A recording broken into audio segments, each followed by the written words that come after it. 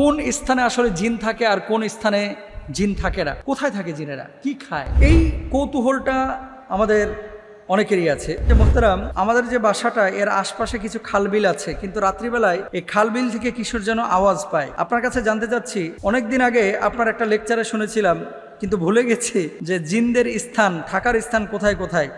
আপনি যদি বিষয়টা বলতেন তাহলে সতর্কতা অবলম্বন করতাম এবং সচেতন হতাম। আশা করি আমার প্রশ্নের জবাব দিবেন। এই প্রশ্নটির জবাব আমি দিব যে বাড়ির আশপাশে অথবা উপত্যকায় বা কোন স্থানে আসলে জিন থাকে আর কোন স্থানে জিন থাকে না, এই বিষয়টা নিয়ে মূলত আপনি হাইলাইট করতে চেয়েছেন। আসলে এই বিষয়টা নিয়ে প্রায় 7-8 বছর আগে আমি আলোচনা করেছিলাম, এরপরে মনে হয় 2-1 বার আলোচনা করেছি। তো উনি তো নিজেও বলছে আগে শুনেছিলেন। প্রথমত হচ্ছে, জিন জাতিকে অস্বীকারের কোনো সুযোগ না, আমি আগেও বলেছি এখনো আবার বলতেছি। তবে হ্যাঁ, পরিভূত বলতে আসলে কিছু নাই, জিন আছে। জিনের ব্যাপারে 1-2 আয়াত না, 57টা আয়াতে আল্লাহ সুবহানাহু ওয়া তাআলা পবিত্র কোরআনুল কারীমে কথা বলেছেন। 57টা আয়াত। নামাজের কথা বলা হয়েছে 82 বার, পরোক্ষ প্রত্যক্ষভাবে জিনের কথা বলা হয়েছে 57 বার। এবং শুধু তাই নয়, জিন জাতিকে নিয়ে জিন সূরায়ে জিন নামে আল্লাহ তাআলা একটা স্বতন্ত্র সূরা নাজিল করে দিয়েছেন। সুবহানাল্লাহ। তো আপনার জিনদের ব্যাপারে রাসূল আকরাম সাল্লাল্লাহু আলাইহি ওয়াসাল্লামের কাছে সরাসরি জিনদের সাক্ষাৎ হয়েছে, এর আগেও আলোচনা করেছি, প্রায় 6 বার। এবং জিনরা রাসূল আকরাম সাল্লাল্লাহু আলাইহি ওয়াসাল্লামের প্রতি ঈমান এনেছেন, আল্লাহর প্রতি ঈমান এনেছেন। নবীজি কোরআন তেলাওয়াত করেছেন, জিনেরা এই কোরআন তেলাওয়াত শুনেছেন এবং নীরবে শুনেছেন। আলহামদুলিল্লাহ বলেন না? নীরবে শুনেছেন। কিন্তু আমাদের বাংলাদেশে অনেকে আমরা কোরআন তেলাওয়াত করি, কোরআন তেলাওয়াত শোনা যায়, নীরবে শুনি না। কোথায় থাকে জিনেরা, কি খায়, এই কৌতূহলটা আমাদের অনেকেরই আছে। জিনদের আবাস মূলত রাসূল আকরাম সাল্লাল্লাহু আলাইহি ওয়াসাল্লামের ভাষ্য থেকে বোঝা যায় উপত্যকায়, যেখানে একটু জঙ্গলের ভাব আছে, যেখানে পুত পবিত্র জলাশয় আছে, এই জলাশয়গুলোতে জিনেরা থাকে। পাহাড়ে, পর্বতে, উপত্যকায় জিনেরা থাকে।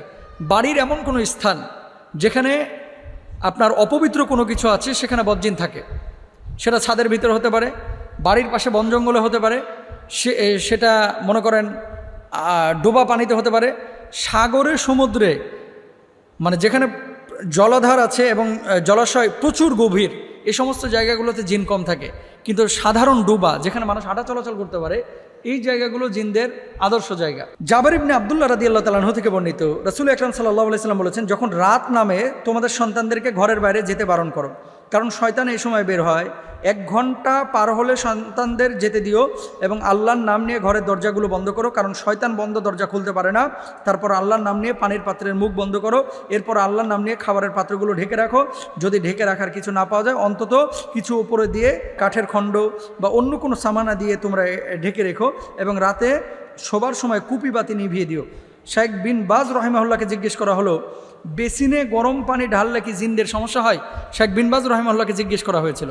দেখেন তো তিনি জবাব দিয়েছিলেন কি, হ্যাঁ, গরম পানি মানুষকে কি দিয়ে বানানো হয়েছে? মাটি থেকে বানানো হয়েছে। মাটি দিয়ে যদি মানুষকে আঘাত করা হয়, মানুষ কিন্তু ব্যথা পায়। জিনকে বানানো হয়েছে কি দিয়ে? ওয়াল জান্না খলাকনাহুম মিন ক্বাবলি মিন নারিস সামুম। জিনকে বানানো হয়েছে লু আগুন দিয়ে। আগুন যখন আপনারা জ্বালান, আগুনের উপরে দেখবেন একটা সাদা অংশ, আবরণ। মোমবাতি জ্বালাবেন, ম্যাচের কাঠি জ্বালাবেন, জ্বালানোর পরে দেখবেন আগুনের একটা অংশ হচ্ছে হলুদ আর একটা অংশ হচ্ছে সাদা, মানে যেখান থেকে ধোঁয়া ওঠে এই ধোঁয়ার নিচের অংশটা সাদা।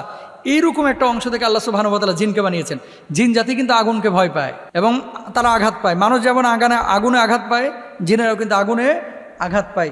বিন বাজ রাহিমাহুল্লাহ তিনি বলেছিলেন যে গরম পানিতে এদের কষ্ট হয় এবং এই গরম পানির কারণে তারা ক্ষতির সম্মুখীন হয়। রাসূল আকরাম সাল্লাল্লাহু আলাইহি ওয়াসাল্লাম আরেকটি হাদিস আবু হুরায়রা রাদিয়াল্লাহু তাআলা আনহু থেকে বর্ণিত, প্রতি রাতে খেজুর চুরির যে ঘটনাটি অনেকদিন আগে আমি আলোচনা করেছিলাম, এবং সেখানে তাকে পাকড়াও করা হয়েছিল, সাহাবী ধরেছিলেন। পরবর্তীতে বলেছিল যে আমি আর আসবো না, আমাকে তুমি যদি আয়াতুল কুরসি পড়ো তাহলে আমি আর এখানে ঢুকতেই পারবো না। নবীজি বলেছিলেন যে সে সত্য বলেছে, সেও তো মূলত ছিল জিন শয়তান। আয়াতুল কুরসির যে ঘটনাটি, এই জন্য প্রতি রাত্রে যখন ঘুমাবেন আয়াতুল কুরসি পড়ে ঘুমাবেন, জিন আপনার কোনো ক্ষতি করতে পারবে না। তারপর আবু সাঈদ খুদরি রাদিয়াল্লাহু তাআলা আনহু থেকে বর্ণিত, রাসূল আকরাম সাল্লাল্লাহু আলাইহি ওয়াসাল্লাম বলেছেন, মদিনার কিছু সংখ্যক জিন মুসলমান হয়েছে, এদেরকে প্রাণী হিসেবে যদি কেউ দেখো তাহলে 3 বার সাবধান করবে, তারপরেও আবার এলে সেই প্রাণীকে হত্যা করবে। সহিহ মুসলিমের হাদিস। জিনের খাবার সম্পর্কে বলা হয়েছে তারা মানুষের ফেলে দেওয়া খাবার খায়, এছাড়া হাড়, গোবর ইত্যাদি খায়।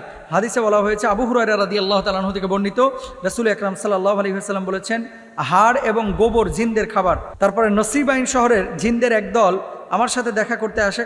কত বিনয়ী ছিল তারা আমার কাছে মানুষের খাবারের উচ্ছিষ্ট সম্পর্কে জানতে চাই। আমি আল্লাহর কাছে প্রার্থনা করি যে তারা এমন কোনো হাড় কিংবা গোবর অতিক্রম করবে না যা তাদের জন্য খাবার না হয়ে যাবে। আব্দুল্লাহ ইবনে মাসউদ রাদিয়াল্লাহু তাআলা আনহু থেকেও বর্ণিত আছে, রাসূল আকরাম সাল্লাল্লাহু আলাইহি ওয়াসাল্লাম বলেছেন, জিনদের একজন আমাকে একদিন ডাকলে আমি তার সাথে যাই, সেখানে আরও জিন ছিল এবং আমি তাদের জন্য পবিত্র কুরআন পাঠ করি। রাসূল আকরাম সাল্লাল্লাহু আলাইহি ওয়াসাল্লাম বলেছেন, তার মানে কি জিনদের খাবার হাড্ডি। এই হাড্ডিগুলো একটা নির্দিষ্ট স্থানে আপনারা যদি ফেলে দেন, এই হাড্ডিগুলো থেকে তারা কিন্তু খাবার গ্রহণ করে, উচ্ছিষ্ট থেকে তারা কিন্তু খাবার গ্রহণ করে। আর ঘরের মধ্যে কোনো নাপাকি স্থান রাখবেন না, চর্বি টর্বি এগুলো দিয়ে হাত টাত মুছে আপনারা ফেলে রাখবেন না। বজ্রের আসর থেকে বাঁচার জন্য 1 নম্বর শর্ত হচ্ছে অজু অবস্থায় থাকবেন, চারকুল পরে, আয়াতুল কুরসি পরে অলওয়েজ শরীরের উপরে ফুৎকার দিয়ে রাখবেন, পারলে সূরা বাকারাটা বাড়ির মধ্যে ছেড়ে রাখবেন এবং যখন ঘুমাবেন পুতু পবিত্র বিছানায় ঘুমাবেন। অনেক সময় বিছানার উপরে মেলামেশা করেছে, নাপাকি লেগে আছে, এই বিছানার উপরে ঘুমায়, এদেরকে বোবাজিন বেশি ধরে এবং বজ্জিন এদের উপরে বেশি আসর করে। আল্লাহ তাআলা আমাদের সবাইকে বোঝার তৌফিক দান করুন।